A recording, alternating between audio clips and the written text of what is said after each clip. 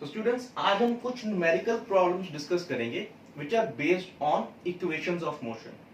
Clear? So ये देखिए हमारे पास फर्स्ट क्वेश्चन ये है, a racing car has a acceleration uniform acceleration of 4 metre per second square. तो मैंने इसके सॉल्यूशन में गिवन में लिख लिया, जो एक्सेलरेशन हमें गिवन है वो 4 है। क्लियर? तो बॉडी रेसिंग कार इस कांस्टेंट एक्सेलरेशन से मूव कर रही है। Clear? What distance will it cover 10 seconds after the start?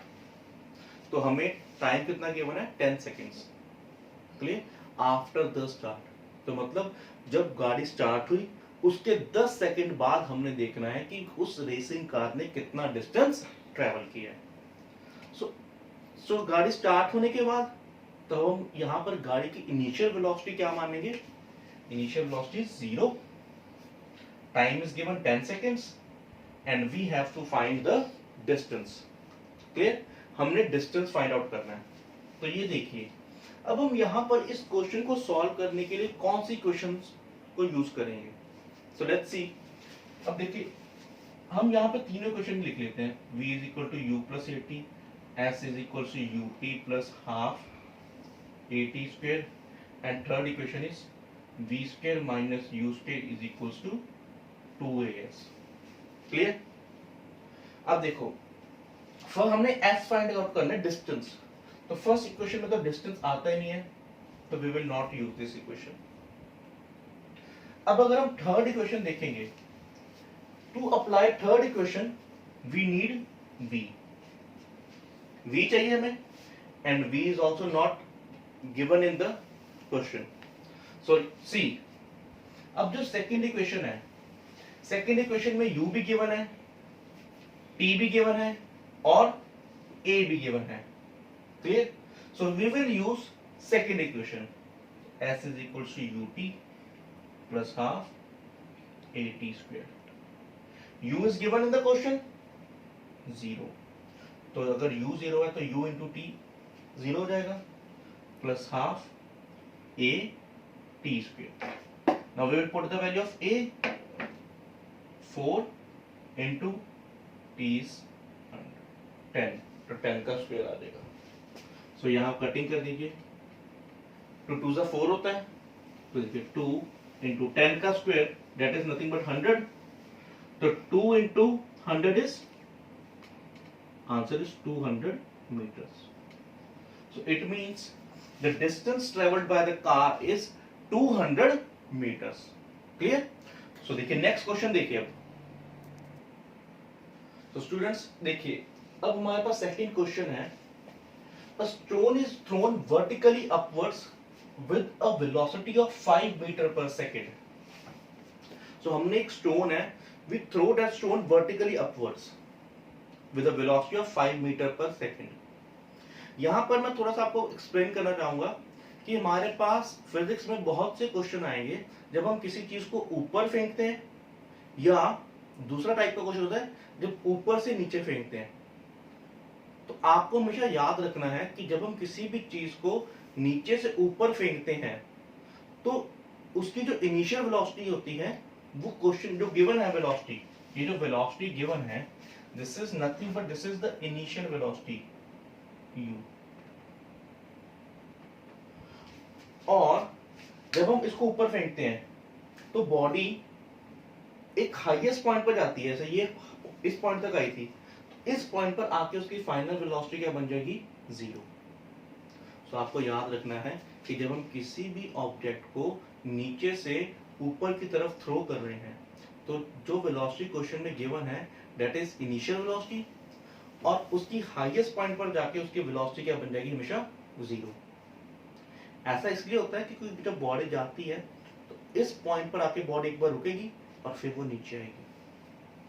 Clear? और दूसरा केस वो ये होता है जब हम बॉडी को ऊपर से नीचे थ्रो करते हैं, when the body is made to fall from some height।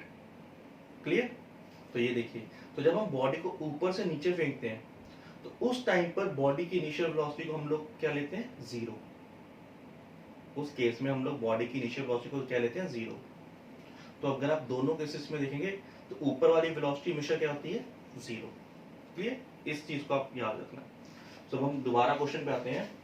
A stone is thrown vertically upward with the velocity of 5 meter per second. तो initial velocity होगी 5. If the acceleration of the stone during its motion is 10 meter per second square. तो जो acceleration है वो कितनी है, 10 meter per second square. Clear? In the downward direction, very very important point. अब यहाँ पर देखिए, stone upward जा रहा है, लेकिन acceleration downward है. So always remember, when velocity and acceleration are opposite to each other, in that case we always take acceleration negative, क्योंकि जो बॉडी का जो मोशन है वो अगेंस्ट द एक्सेलरेशन है। तो जब बॉडी ऊपर जा रही है, ठीक है, तो ये देखिए बॉडी जब ऊपर जा रही है तो उसकी वेलोसिटी डिक्रीज होती जा रही है, और एक ऐसा पॉइंट आया हाईएस्ट पॉइंट जहां पर उसकी वेलोसिटी क्या होगी, 0। क्लियर? तो मैंने आपको बताया था जब वेलोसिटी डिक्रीज होती है तो उसको हम बोल देते हैं रिटार्डेशन। तो यहाँ पर बेसिकली रिटार्डेशन हो रहा है। क्लियर? अगर आपने मेरा पहले वाला वीडियो देखा होगा तो मैंने आपको रिटार्डेशन के बारे में एक्सप्लेन किया था। तो हमने 5 मीटर पर सेकेंड से हमने वेलोसिटी दी और हाईएस्ट पॉइंट पर जाके उसकी वेलोसिटी क्या होगी, 0। क्लियर? तो यहाँ पर मैं ये भी लिख सकता हूँ, इनको क्वेश्चन में फाइनल वेलोसिटी क्या है, 0। Clear? Now, what will be the height attained by the stone? तो मेरे को देखना है जब हमने एक बॉडी को नीचे से ऊपर तक थ्रो किया तो ये उसमें कितनी हाइट तक वो ट्रैवल करेगी या कितना डिस्टेंस ट्रैवल करेगी। तो हमें बेसिकली ये डिस्टेंस फाइंड आउट करना है या हाइट फाइंड आउट करनी है। क्लियर?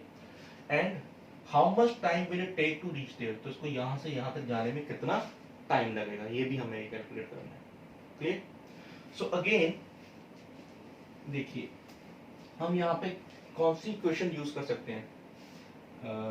हमारे पास 3 इक्वेशन है, v is equal to u plus a t, second equation है u t plus half a t square, और थर्ड इक्वेशन है v square minus u square equal to 2as।